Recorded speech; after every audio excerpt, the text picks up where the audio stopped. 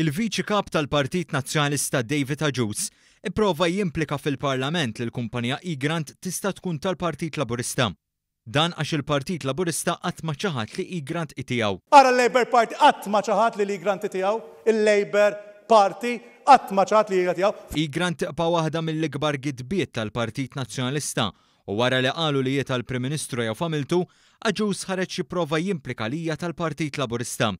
Id-deputat Stefan Zrinzo Azzopardi wieġeb lil Hughes fil-Parlament fejn qal li dak li kien għadu kif qal ma kien xejn għajr gideb. Ja gidba li jiġi f'dan l-ogħla istituzzjoni tal-Parlament jitkellem u jgħid u jivvinta illi E-Grant hi tal-Partit Laburista. E-Grant hija storja ta' gidba illi bdija l-Partit Nazzjonalista, rikeb fuqha, mexxa f'kampanja elettorali fuqha, gidba li kienet infassla fuq dokumenti foloz u llum din il-gidba qed tiġi riċiklata mill-Onorevoli David Hughes. Iffaċċjat mid-dikjarazzjoni b'saħħitha tad-deputat Laburista li qallu ċaru tont li din hija gidba, David Hughes qam jagħmel numru ta' point of orders u beda jgħid li kull ma għamel kienet mistoqsija. Kliem li qed jgħid li hu qed jifhmu li jiena qatt mattux. Għal-mistoqsija ta' Hughes kien diġà wieġeb il-kap eżekuttiv tal-Partit Laburista Randolph De Battista li fuq il-medja soċjali qallu li qed jikdeb.